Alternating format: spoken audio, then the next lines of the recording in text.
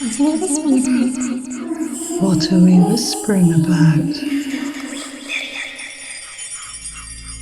And it was about 3 o'clock in the morning. He said, and as I turned and looked at the window, there's this thing there. And it looks like, he said, it looked like the wolf out of the old Red Riding Hood film. Oh my gosh. He said its eyes were kind of mesmerizing. He had to actually Mm, force his gaze away from it. And when he did, he tapped on the window and he said, with something that resembled a hand and a paw, and it looked shocked that he could see it.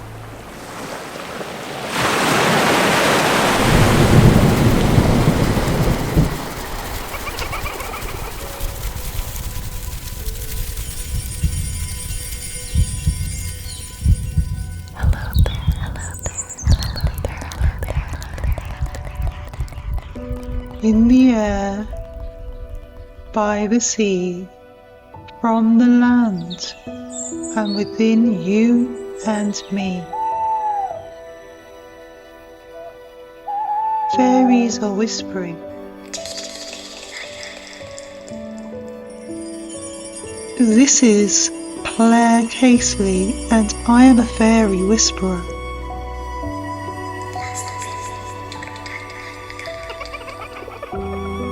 To catch a whisper, you have to listen closely.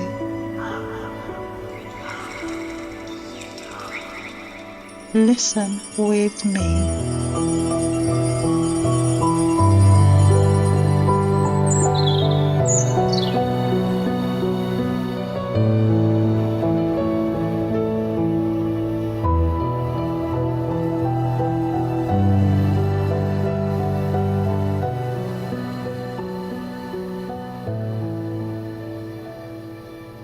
Hello and welcome to the Fairy Whispering Podcast. I'm your host, Claire Casely. How are you this evening? For this episode, I am really thrilled to welcome researcher of the strange, Deborah Hatswell of BBR Investigations. Deborah is an experiencer herself. She has gathered many witness accounts of encounters with cryptids, fairies, and other strange beings. During the interview, Deborah shared some of her many encounters and some of the cases from her personal research files. She also kindly allowed me to share an audio recording of an interview with a witness who encountered something that he described was like the wolf from Little Red Riding Hood. In Irish folklore, this being is known as the Death Wolf. Enjoy this episode. Welcome, Deb. Hi, Claire. Thank you for inviting me on. It was very kind of you. Oh, it's great to have you on, and I'm just so interested to hear about your experiences and your research. My kind of field of things is obviously fairies, but I include within that umbrella the cryptozoology and all of the sorts of things that you cover. Same for me as well. All of the genres to me, I think they're linked in some way. Yes. And we might call them cryptids now. I think if we were 300 years ago, we would call them the Fae, Yes, yeah, exactly. So I'd love to hear about some of your background, Deb, and how this all started for you. And I know that you've had your own experience. Well, I was born in the northwest of England, in Manchester. And when I was a little girl, we were right on the outskirts of Manchester. So my grandfather's of Irish heritage. So he brought us up around horses, and Dad would take us out to the countryside all of the time. Mum and Dad were a little bit ashamed of their abilities. So Dad could see spirit. Mum was a knower of things. So it was okay to talk about it in the house, but not outside in front of anybody else. But my grandmother would see her own father when, if anything bad was going to happen, she'd say, oh no, my dad came to visit me last night, and she'd get herself ready for whatever the trouble was. So it was very normal growing up around that, but it was also not normal feeling ashamed about it. And as a little girl, I used to have my imaginary friends that I would play with at night in my room. And some of them were absolutely terrifying. And others, I would imagine now, you would class them as the Fae, you know, little people that were like me. And I couldn't understand why Mum and Dad didn't believe me. They thought that I was telling lies or I was daydreaming and all of those things. So by the time I was about, I would say about 8 or 9, I'd kind of shut all that off. I'd stopped talking about it, and I'd kind of closed it all down for myself. And I got to about 15, and I should have been going in school, Claire, and I decided that I wasn't going in. I was quite a willful girl. And there was like a park or a manor house right next to my school, and it had park grounds, and it had been closed for a very, very long time. Didn't know much about it back then. Obviously, it was 1982, so there was no internet or anything like that. And my friend from school had the same idea. We were on that last year where, you know, you've done your mock exams and you're doing some exams and you're not in for this day. And, you know, and I just, at that point, I just had enough and I didn't go in. So we both decided that we would go into a place called Buell Hill Park, and that's where the manor house stands. Beautiful place. Other than it had just been left to rack and ruin, really. Corporation or the council had taken it over, and they didn't do a whole lot with it. When I was a little child, it was a really nice place to be. So we decided, so we wouldn't get caught, there was a lot of overgrown greenery, and we had a place that we used to call the Ivy Den, and we tucked in there, and it was right at the side of the manor house. It was, I remember it probably May or June. It was really nice weather. And we were just giggling as two 15-year-old girls would do. I think we were having a cheeky cigarette, maybe, something like that. And my world changed at that moment. I saw a movement in the greenery. And I thought it was going to be a teacher and we were in like big trouble. Or possibly like one of the boys from school was going to jump in and scare us, you know, someone else who decided he wasn't going in that day. And to my absolute horror, this thing leant out of the greenery. Now, when I say leant out, I don't mean he walked out in a physical way. I saw him from about mid-chest up, and he actually leant out of the laurels and the ivy. And he looked like a monster. I'm going to be really honest with you, Claire. He looked like a man and an ape that had been pushed together in some way. And he was absolutely impossible.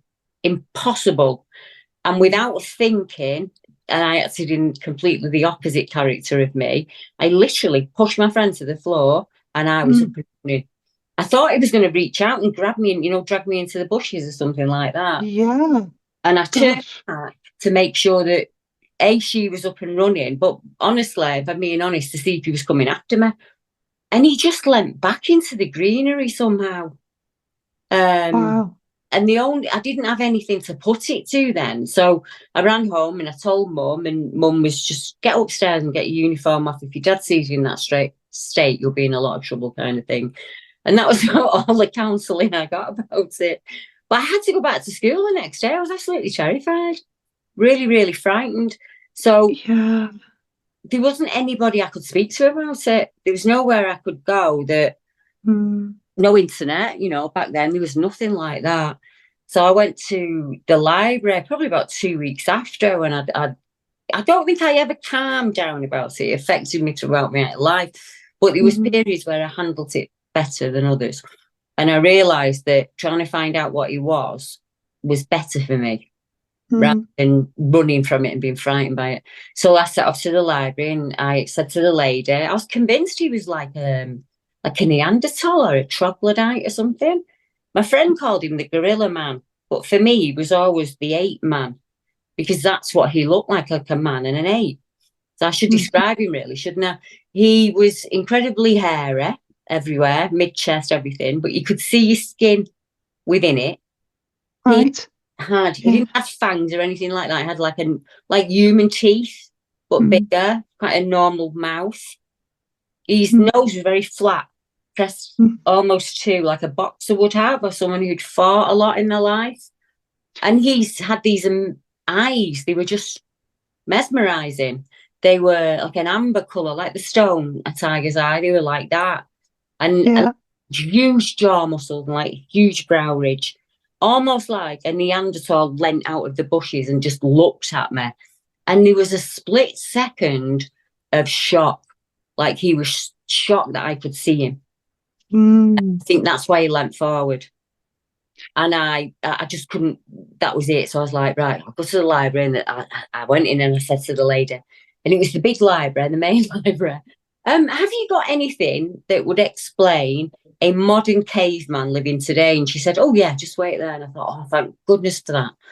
Problem solved. And she came back and handed me Stigger the Dump, which is just a fictional book, isn't it? About who sees a caveman. And honestly, I've always wondered if the man that actually wrote that book had an experience like mine. But that was useless. It was no good whatsoever. So I wasn't left with a lot to do, really. I finished school. My behaviour went right down the drain. I did anything I could after school just not to think about it.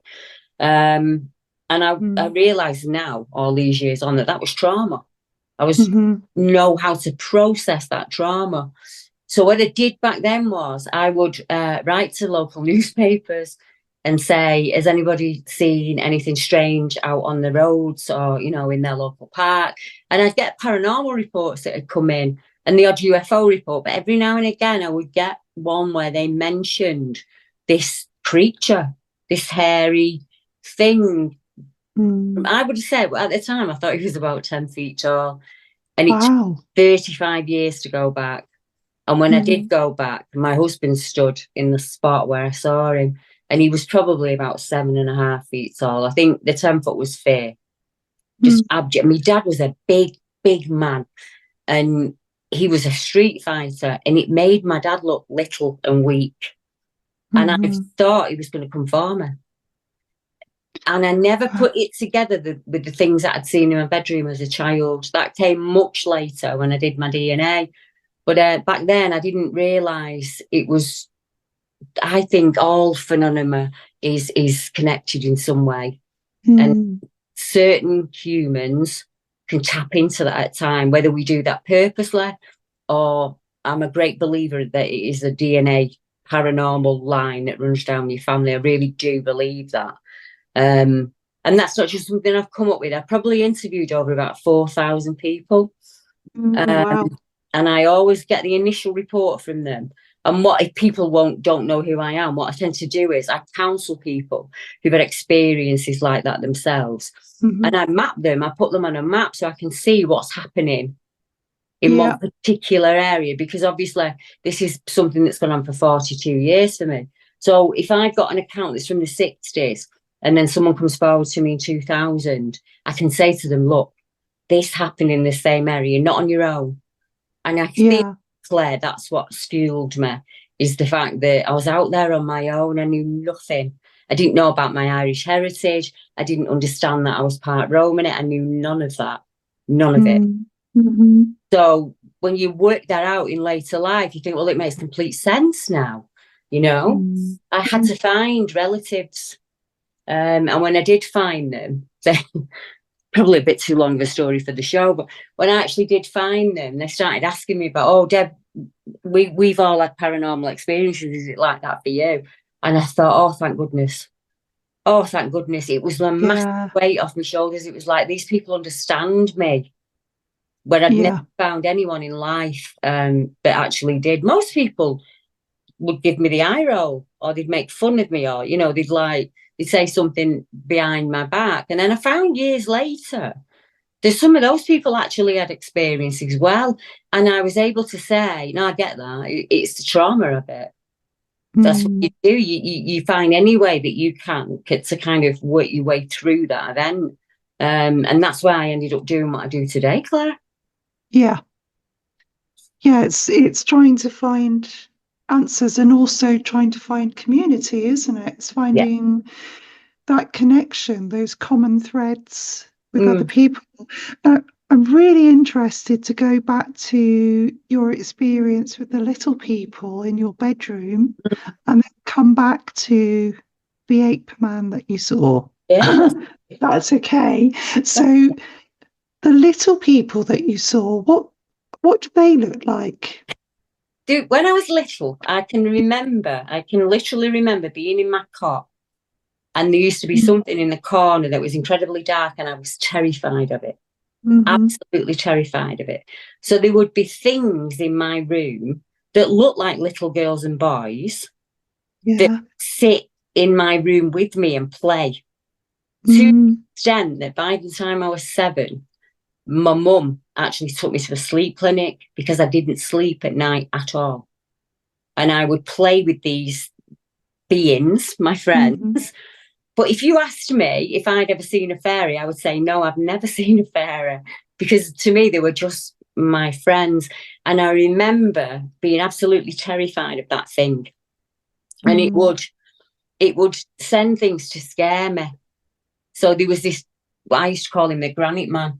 It literally would come out of the wall, and it would look like it was made of like rock and granite, and it would click and clack as it moved. Absolutely terrifying for a toddler. Wow. And it would jump onto my bed. And the something, I don't know what the good something was, kind of taught me to shrink it down to a very small ball, whatever it was that was frightening me. I shrink it down in mine into a really small ball and then throw it away. And it would go for a number of weeks or months, but then it would come back scarier, much scarier. And I distinctly remember being a very small child, absolutely terrified, and something stroked my head, like, to comfort me. Yeah. And that was kind of frightening as a child, but it was comforting at the same time. So I'm trying to tell mum and dad about there's things happening around the home that I'm getting blamed for that's not me. My mum and dad were teenagers when they had me, Claire. They were young teenagers. So by the time I was 5, they were just very into 20, 21, that kind of age. And I would imagine it was so confusing for them. They just think we've got this naughty little girl who won't go to sleep at night. Yeah. And she said, look, it wasn't me that did it. And I used to have these moments of, I'd just suddenly come to. So I don't remember phasing out, but I do remember coming to. And at each of those events, I was kind of, the first time it happened, I'd got, what would we call it? It was like a cologne, but it wasn't a spray. It was like a solid block. And you just rub it onto your neck or onto your wrist and put the cap on and go. And it was mum's. I shouldn't have been in mum's makeup. And I came to, and I was drawing a circle with that thing. Circular. And obviously I was in a lot of trouble because mum come in. Why have you done that? I don't know. And there's nothing more frustrating for a mum, is there, than a child that says, I don't know. But I really didn't know. And there was another time I came to in the bathroom, and I'd got toothpaste on my hand, and I was making a circular motion on the mirror as I came to, and the bath had overflowed. So I must have been there quite a while. And all of that was put down to, scientifically, the doctor said there was a problem with my theta waves or my theta waves, and I didn't sleep properly. So I didn't go into REM sleep like other people would. And I would now say, if I was born now, they would probably give me a diagnosis of being on the spectrum or something like that, or probably ADHD, because energy's always affected me. Always. It always affected me. And I would imagine, like you, I can give my husband a kiss and a sparkle fly sometimes, push his trolley in the supermarket, and I shock people. And like, I can't wear a watch. I wear my grandmother's watch because she couldn't wear one either. It would just break, and mine have always have. So I wear my grandmother's watch. It's pointless me buying a new one. And all of that, I didn't have anyone to talk to it about. I couldn't even tell you to this day if my sisters went through it, because I've never had a conversation with them about it. And I just I know, kind of handled it on my own. The rock monster, the guy that came out of the wall, as he would come back, he became very canine and like he was almost like a wolf, and he used to snap and bite at my feet. And I'd wake up in the morning. Obviously I did sleep, so I must have slept at some point, so I wouldn't, made it out, would I? But Mum would just be up all night playing. So they tried putting me in Mum and Dad's room in bed with them, and that didn't solve it. And then I went back in the room on my own. And by this point, my mum's on to her second pregnancy. And my mum said I would be literally skipping, like I had a skipping rope on the bed, and I kicked her in the belly. And at that point, she was like, right, I'm checking, there's something wrong. There's got to be something wrong with her. Why is this child the way she is? She said I was feral. So she'd say to me, I'd get up in the morning when we were at the caravan, and there was a particular tale that she tells. I think we'd gone to Cornwall, and we were in the caravan there with my nan and my granddad. It was only about 2. And they got up in the morning, I was gone. And I'd put my nan's cardigan on and a pair of Wellington boots, and I was in the middle of the moor playing with the ponies. And I don't remember that. I just remember getting done for it. There was a whole hue and cry that I wasn't in the caravan. And to me, I couldn't understand I hadn't done anything wrong. So all of that made up for a very, very messed up teenager. You can imagine by the time I got to 15, I'd had enough of it. And as you know, activity as a young girl gets to 12 or 13, it ramps up around her. In the ancient times, that was when I became a woman. Solstice, I would have been branded a woman at 12, 13. And our energy changes then. And lots of teenage boys and girls show an angst that the parents don't understand. And a lot of the time I'll say to the parents, go sit down with your mum and dad and ask them what you were like as a 14-year-old. So I've got cases where there's a 15-year-old girl and the lights are popping in the house, but she's going through a lot and there's a lot of pressure going on around her.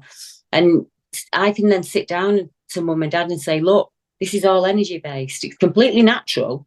Every human being can tap in to the earth's energy. We were meant to do that, and that's what we were born to do.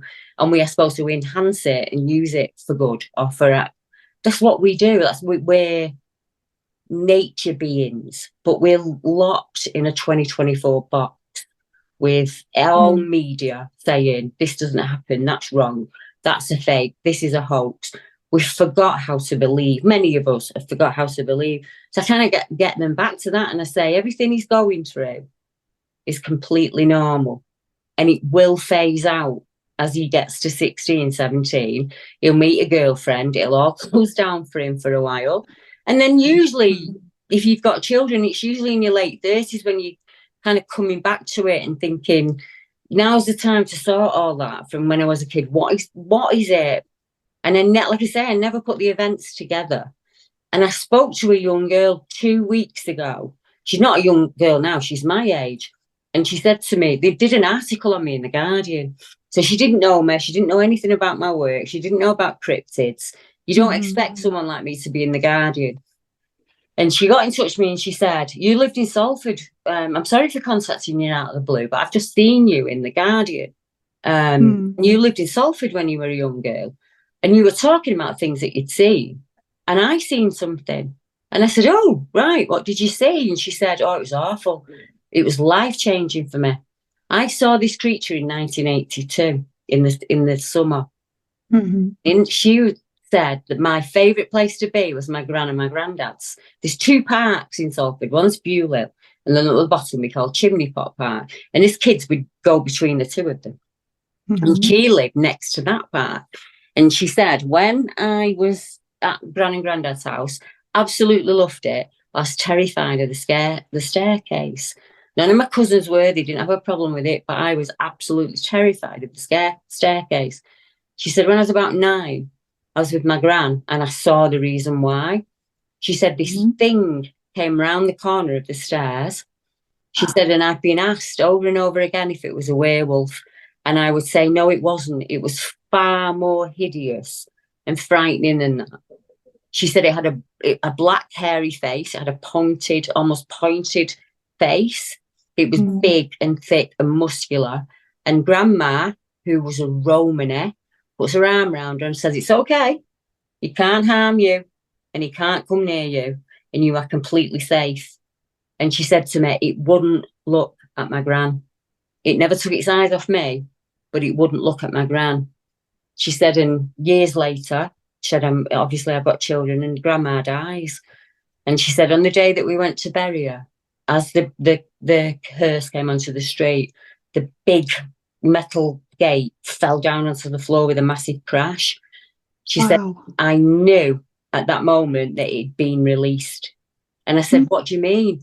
And she said, I think my grandmother had kept it there, like boxed in so it couldn't do any harm. And when my grandma died, it was unleashed. Wow. Same year that I saw that thing. Oh, really? Yeah, exactly the same. When we were probably a quarter of a mile apart.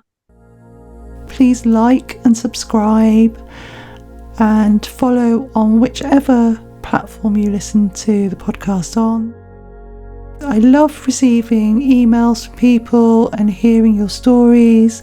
It's claire@thefairywhispering.com, and I always reply to all the emails I get.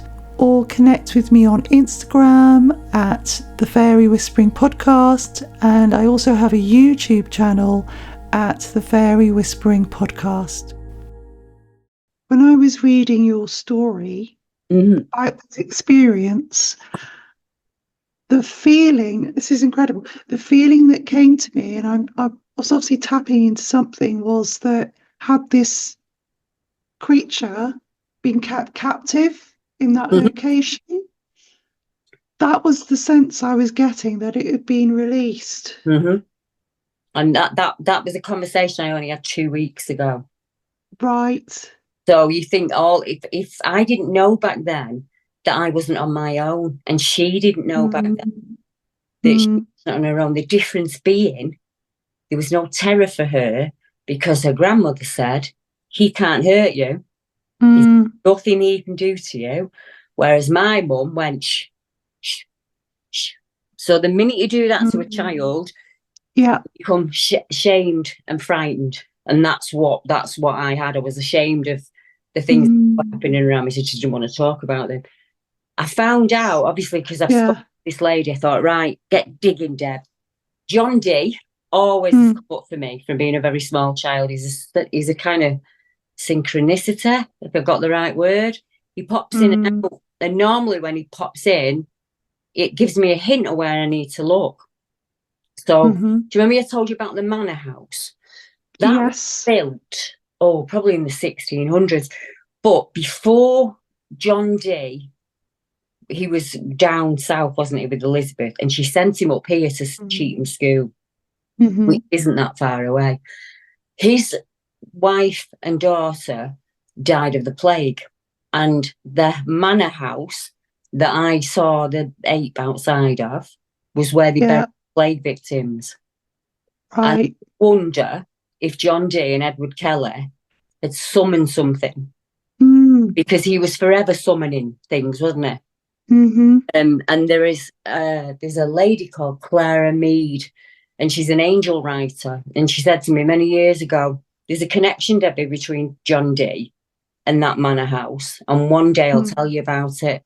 And then vanished on me, and I've never been able to contact her since. That's what I was going to ask about, because you've heard about the Willerton gnomes, haven't you? Yes. Over in Nottingham. And in my sort of mind, these big houses are built in places that were chosen. Yes. Because for some reason they are a power spot. They've been a power spot for like thousands of years, and only a certain amount of people, a small select amount of people, know how and why this place is special, and then perhaps are using that space for magic or conjuring things. So is your feeling that Ape Man was conjured, or do you think that it was a liminal place where the veil is thin, and he was able to cross over in and out. Yeah, I get what you mean. I've had lots of asked myself all of those questions. Yeah. Looked flesh and blood, like I could reach out and touch him. He looked flesh and blood. That doesn't mean he was. He could have been I thought maybe he was a time slip of some kind. Whereas for a split second before I saw him, I felt a fizzle of fear, and I remember thinking, oh no. And that wasn't that I was going to see something. When I was little and I used to see the things in my bedroom, I had a friend at school, and I remember distinctly asking her, what do you do at night when those things are in your room? And she looked at me like I had two heads, and I knew I made a mistake at that point, and I thought, she has no idea what I'm talking about. And there used to be a feeling that had come on me. So I'd know something was about to happen around me, and I'd get really frightened as a little girl. And I had a vision of that before I saw him. And I remember thinking, oh no, something's going to happen and she's going to see it. And as I was thinking that, he went out. So he looked shocked. He looked semi-shocked that we could see him. Almost as if they can see me. I don't know if two worlds met at that moment. Whatever the catalyst was, I'm not sure. But I don't know if two worlds met, and that's why we were able to see him. But I'm not the only one. I'm incredibly lucky that other people in my town saw him too. One lady was in her 30s and saw him 2 years after I did. And she was walking the dog. It was winter time for her. And she said she was walking the dog in the park. Now, I live in the northwest of England, so like probably 2:30, 3 o'clock in the afternoon. It's dark in the winter months. And she said it was about 5 o'clock, so it was really dark and the lights were on. And she said, I was walking the dog and I stopped to light my cigarette. And as I looked towards the main house, as we used to call it, there's this man stood there, and he's covered in hair and he's got no clothes on, and I can see his male genitalia. And I realised that she said it looked like a half a man, half a chimp. He had a pot belly, and she said he was kind of stooped, or had this hunched posture to him, which you could say in the 17th century that'd be a boggart. So you'd be like this hairy thing that's looking at you. It's a bit mischievous, and you think it's going to harm you in some way. We would have instantly gone boggart, bull beggar. We'd have thrown whatever regional word at it that we knew at that time. And that's why now they go, that's a Bigfoot. And you're like, that Bigfoot is like the word fae. It encompasses so many other things. We don't know what the Sasquatch people are. I have worked with so many people that actually have interactions with them. Telekinesis, they appear in the home. They'll see footsteps will suddenly appear in the snow, in the middle of an open field. So I'm not sure what I saw that day, what he was. I know all of the theories behind him, Claire, and I'm never going to tell anyone what they saw. So what I'll say to them is, I wasn't stood with you that day, but here are the possibilities. Read them all and follow your gut, because your gut will lead you to the right place, always. We are the only animal on the entire planet that second guesses our instinct. You think about it. When a dog's scared, it acts. As humans, if you could be out walking your dog with the children, and you're walking to a woodland or a home or a place, and you'll think, there's something. And we teach ourselves to push that down and ignore it. Yeah. And then we have these awful experiences, and then you're like, I should have listened to my gut. Why didn't I listen to my gut? So when people say to me, Debbie, why are you so good at what you do? I don't doubt whatever intuition comes to me. I don't doubt it. I just act on it without thinking anymore. And it seems to have worked for me. I've met the best people. I'm sat here now. I'm 57, and my grandmother, and I'm sat talking to you about experiences I had as a little girl. And 20 years ago, I wouldn't have been able to do that. I'd have been so ashamed. I'd be like, don't ask me, don't talk to me about it. I mean, it's a courageous thing to do, isn't it? It's a brave thing to do, to be able to talk about these experiences in a world that is still very closed down. But people are, I think a lot of people are waking up to Yes. these realities now. There's a lot of people having these experiences. I'm amazed, Deb, that, a few weeks ago I was stood in a delicatessen in the middle of Dartmoor, in a Dartmoor village, and someone you said, "Oh, my mother has seen fairies," and I was like, Yeah, please tell me about it. "Tell me about it." Yeah. It's There's like, very modern day reports. There are yeah. still reports that come into this day of the wee folk, the fae, the fairy folk, whether that be a little elven man or dressed in green, through to an actual, fairy, or some people will use the word goblin. It's kind of how, whatever knowledge you got from how you were raised, and there's always a regional name. So, like, let's use Shook, for instance. So you get Shook, you get a Shug monkey, you get a Barghest, a Padfoot. There's lots and lots of names for them, but they're all describing the same kind of creature, being, a thing, whatever he is. And I think it's kind of like that in the Bigfoot world. I think many of the experiences may be, and some people, I think I'm out there for thinking this, we are all energy at base, whether we are a breathing mammal or whether we are fae. And I think maybe when they pass over or ascend or whatever it is that they do, they also become a guide to somebody. And I really do think that many people who see them are connected to them in some way. And that's not just me being this big expert or anything like that. It's from notice what I've seen, what I've understood, because I'm dealing with some cases that have been going on for 20 years. There's a very not famous case, but there's a case in Bedford that I worked, and it was a gentleman, and he was almost 80, and he didn't believe in fairies, he didn't believe in he didn't believe in anything, cryptids, none of that. He's not that he was a skeptic, just that he'd never come up in life for him. It just wasn't. He was a farmer, he was very down to earth. And I met his carer about 18 years ago, because the carer had started to notice things on the property that it's worrying. Strange footprints underneath the window that looked like a very large dog. There would be bangs on the wall and the windows, bangs on the roof, all kinds of strange activity. And Steve, who was the carer, would say, "Debbie, they just get this oppressive energy that would just come on you. Like you were absolutely full of dread." So he documented that.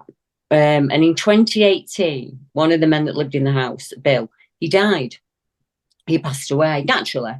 And the next day after he died, those footprints were underneath the window again. Gosh. Yeah, exactly. Quite nerve-wracking for me. So we did everything we could so that Fred knew none of this. It was all kept secret from him. We never told him.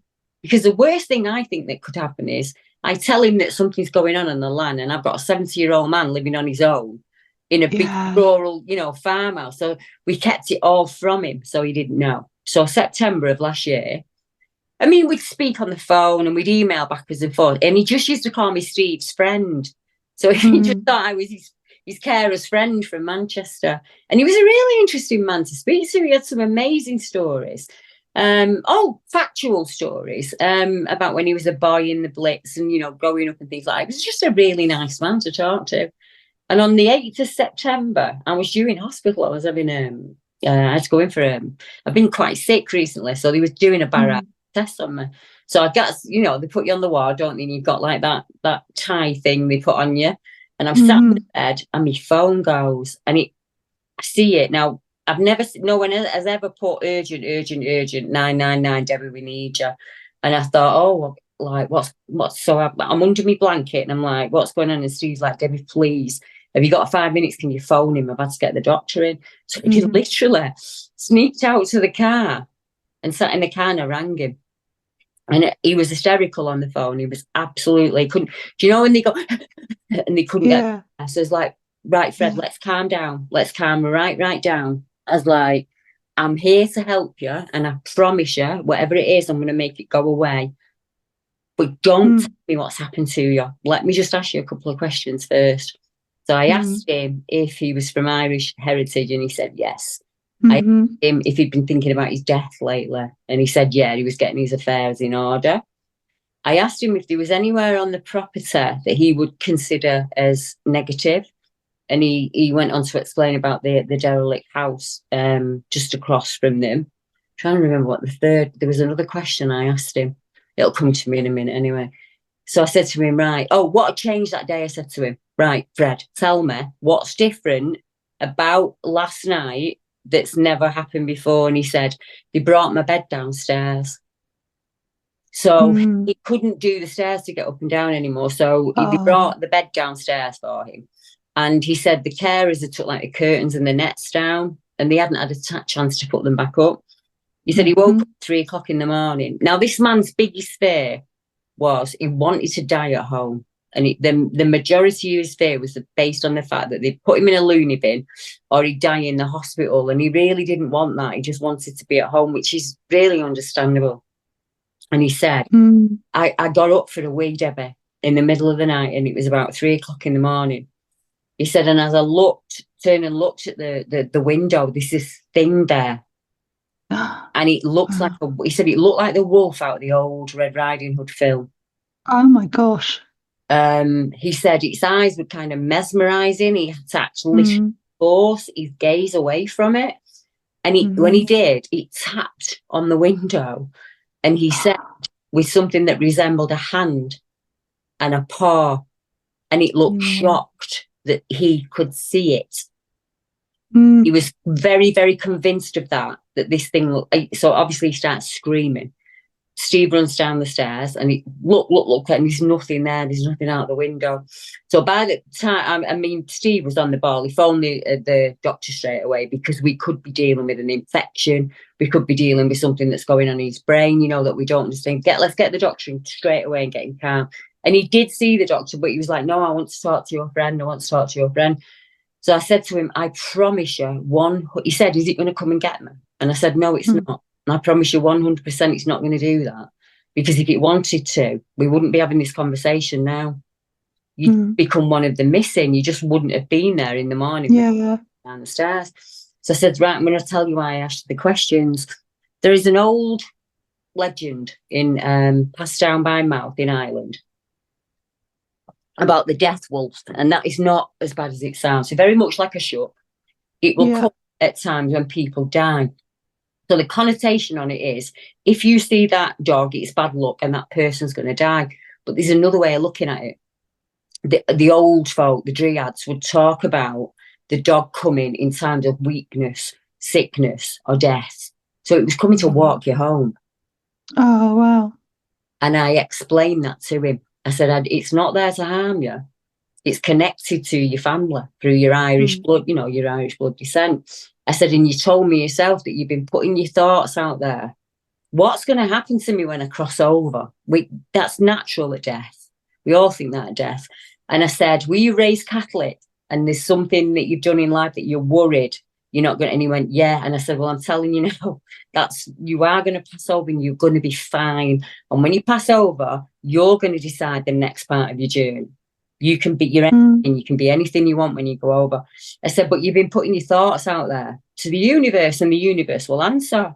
I knew myself that he was going to pass away. I knew when he said what he'd seen at the window that it was coming. And I said to Steve, you do know, don't you, what this means? And he went, yeah, I do, Deb. And like I say, all he wanted was to die at home. So he had to go into hospital. And he did have an infection. He really did have an infection. And he phoned me when he was better. And he said, did I imagine that, Deb? And I said, I don't think you did, Fred. And he went, no, I know I didn't. I know I didn't. And I said to him, I don't want you to be frightened of him. He's not here to harm you. He's here to keep you safe. There is a property on the land. And when I asked them about it, someone had gone in and done occult summoning ceremonies. Oh, okay, yeah. Abandoned derelict building. So I said, tell me about the land. What's on the land? He said, the nuns used to bury the babies here. So I said, what? If you ever want to put this out on your podcast, I've got an interview with him and I'm more than happy for you to share it. Okay, that'd be great. Yeah, or maybe I could attach it to our more than would that be okay? I'm more than happy. He wanted his story told, Claire.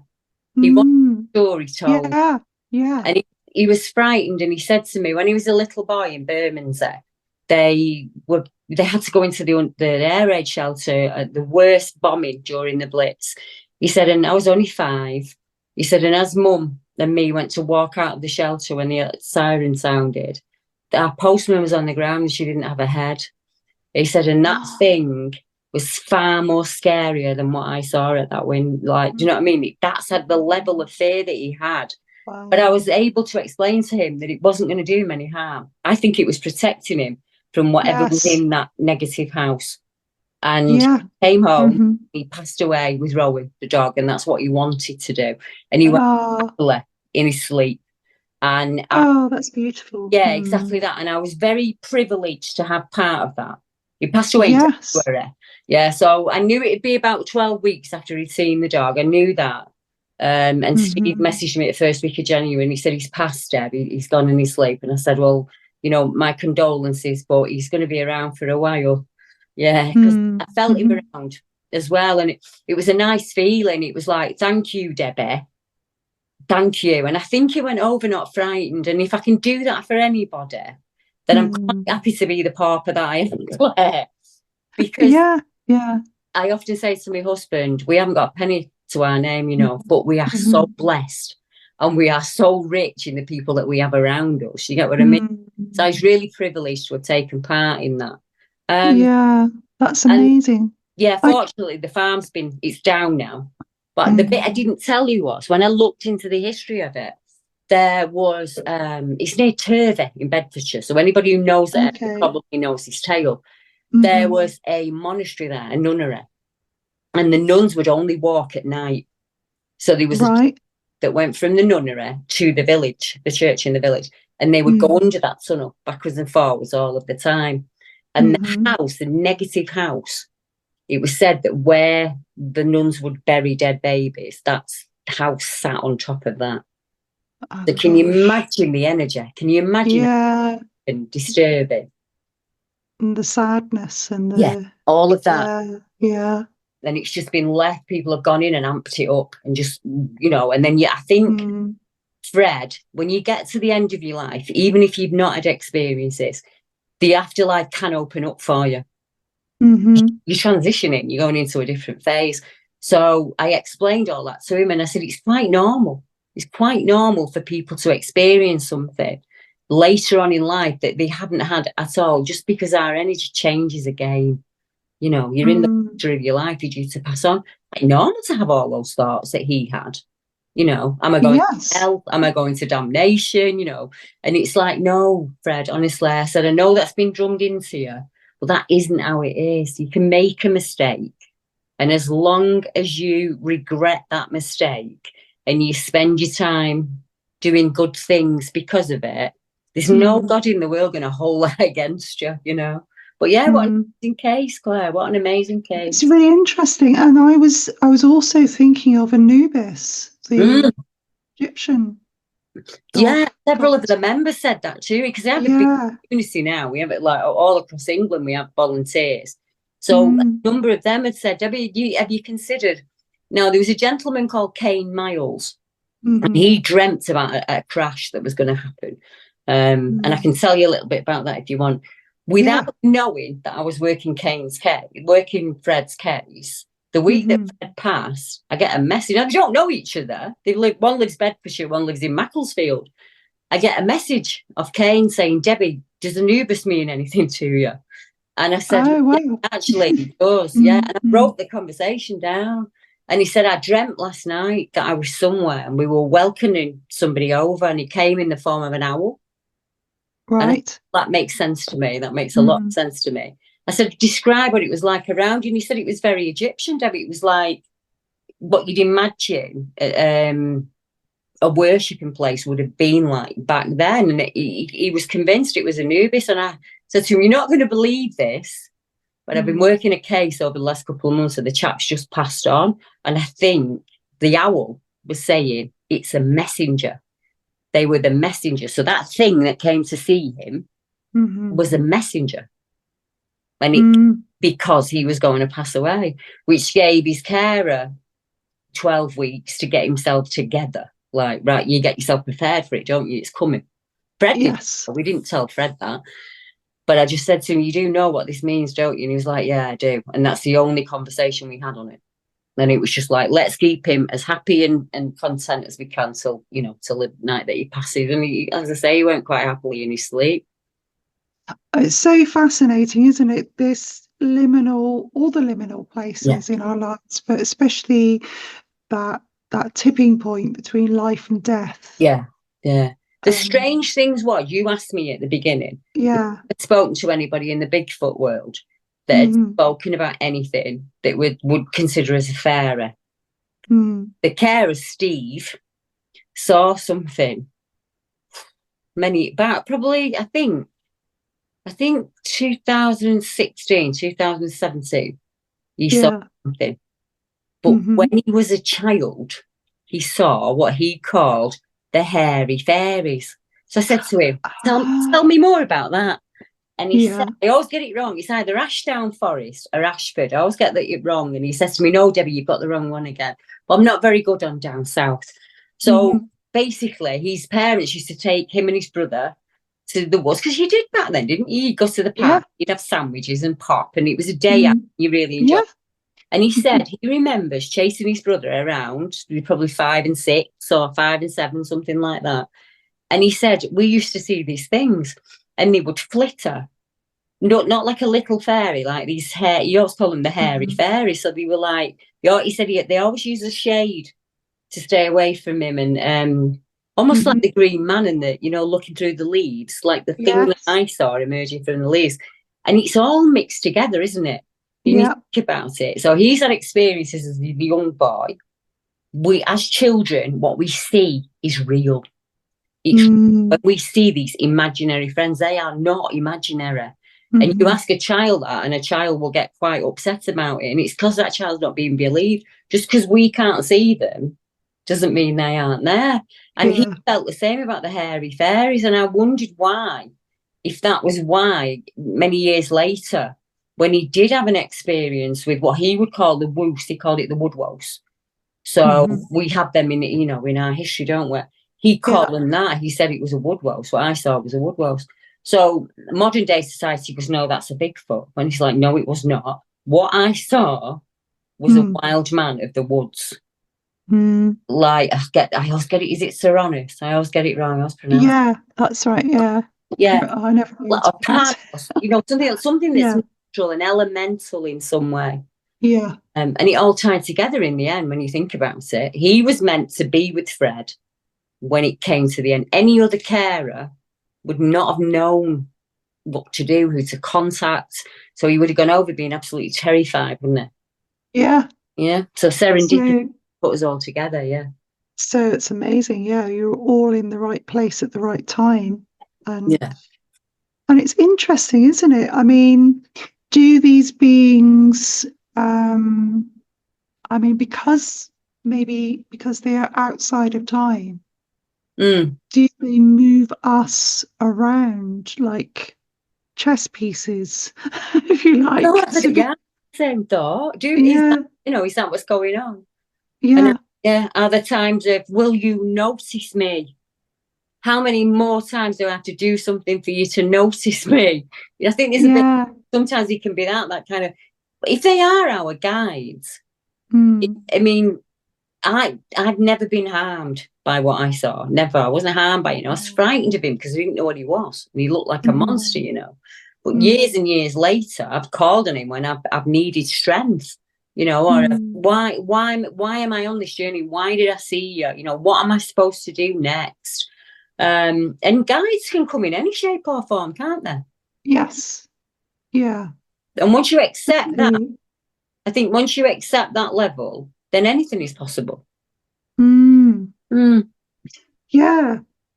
It's so fascinating. And I'm just thinking about, I have got time to talk about my experiences, but in my experience and other people that I've spoken to, these beings are often surprised that we can see them. And like you say, this look of shock. Yeah, this abject look. Which, I know. I would yeah. love to, actually, I would love to, if you don't mind. I'd love to sit down with you and take your experiences so I could share it with my listeners. Yeah, I'd be happy to do that. And if you Yeah. want me to pop back on and we'll keep the conversation going, I'm more than happy to do that. But it's been amazing speaking to you, Deb. And yeah, I'd love to talk again. If I could tag on the interview that you mentioned onto this episode, people to listen to, that'd be wonderful. How long is it? It's about 20 minutes, but 20 if you want minutes. to put it down, that's fine. Yeah, I'll send it over in MP4 and then you can do what you want with it. Oh, I'll just leave it as it is. Yeah. Great. Okay.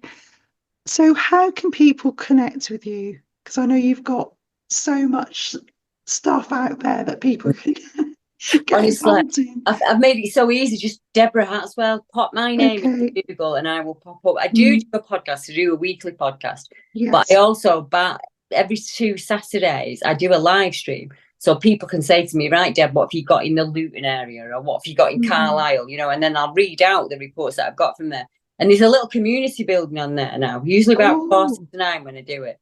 So if anybody would be interested in that, just hit my YouTube and subscribe and then you'll get up. But honestly, I'm really easy to find. My email, and I can give it to you, Claire, it's just debbiehatswell@gmail.com. Yeah. Excellent. Because I saw on your map that you've got a few sightings on Dartmoor. So we could do an episode on that, couldn't we? That'd be fantastic to do that, because my family has a family story about the hairy hands. I know. Incident. Yeah. So I thought, wonder if that's connected. Anyway, I'll let you get on. And thanks for your time tonight, Deb, and talk again soon. Oh, you're very welcome. You're very welcome. Good night, everyone. Good night. Bye.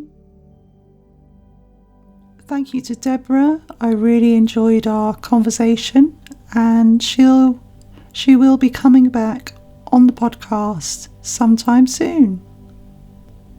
Next, you'll hear Fred and his carer Steve talking about Fred's encounter with the death wolf. He describes what he saw in great detail. On my YouTube channel, you can see the full video version of this conversation, plus Steve's investigation of evidence of the wolf that was found on the property. The link for this is in the description of this episode. I'd love to hear from anyone that has had a similar encounter, and if you'd like to be on the show, please email claire@thefairywhispering.com. Good evening. My name is Fred. I'm 88 years old and I live on a very isolated farm in Bedfordshire. I'm very lucky to have someone to look after me at night. And this particular evening, I'd gone to bed and I got up because I have to get up at my age several times in the night, and I was just standing there, and then I heard... What, on this? On my frame, yes, on my frame, and Steve was upstairs in bed, having his break. What time was it? Roughly? About 1 o'clock, 2 o'clock, I think. Yeah, very early in the morning. Right. And then I was looking down and I heard scratch. Now I must remind you that we'd recently had an air conditioner put in and I had no curtain at the window because it was being fixed.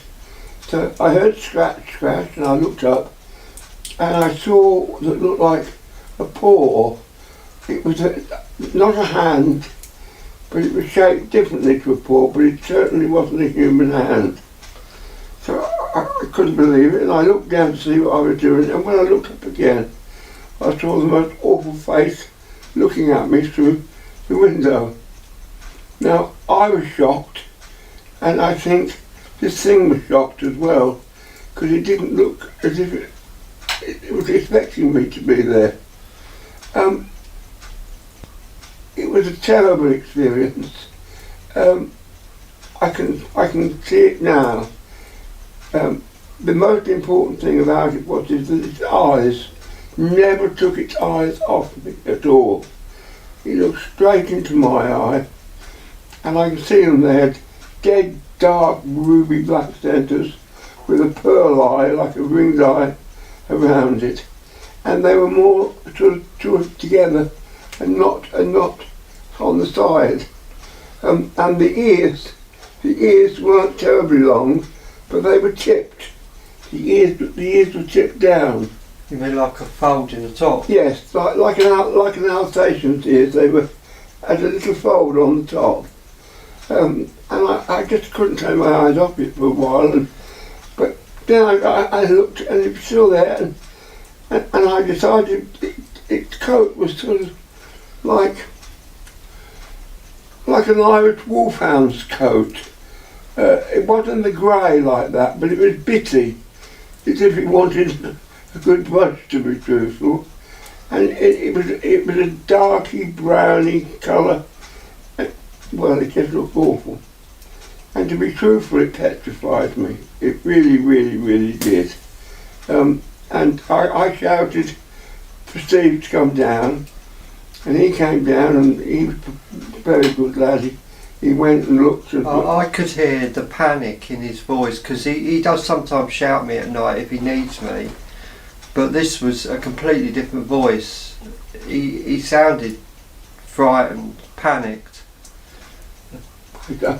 I was frightened, and it made me feel terrible. So basically, it never took its eyes off you. No. When it saw it, it was like wide-eyed shock that you'd seen it. Yes, it looked as frightened as I did, to be truthful, because I got the light on, you see, because I have to sleep with the light on, because when I get up in the night... I think one thing he did say that was quite... made my eyes prick up, was you said the eyes were slightly higher than what they would were. Be on the dog, they were more forward facing. They were. I said earlier, didn't I? I'm sorry, but I'm 88. They weren't on the side like I expected to be. They were more looking straight at me, but very piercing, and I could see them, and it was just all. Let's just go through the description. So you said the ears, the eyes. What about the muzzle? The muzzle wasn't. It was longer than a dog. It was like an Alsatian. But it wasn't. It was longer than that, and this bit of the lip sort of hung down a little bit here. You said you could see the teeth. Yes, you could see the teeth. But to be truthful, I said to Steve when I was joking a few weeks later, well, a little while later, he looked like the wolf from Red Riding Hood. But it was sort of... What, you mean the film? The film, where it said all the better to eat you with. So, like the top, you told me originally the top lip was hanging down over. That's right, it was here, but it had like a little thing here too. Didn't see a tongue? No. What about the actual tip of the nose? Was that like a dog's nose? Yes, and they tipped it at the top. But I think this thing just wanted to stop me looking at it by peering at me with its eyes all the time. But you couldn't help but take your eyes off it because it's such a striking thing. And I've never been so petrified in my life. I've been through some terrible things in the war and different things, but I've never been so frightened. It's because Fred was 6 when the bombings were happening in London, because he lived in the East End. He grew up in the East End, so he saw a lot of horrors of World War II and dead bodies, etc, etc. Won't go into that, but how does that compare, seeing something like that? Can I just tell them one thing so they know how it compared? Yeah.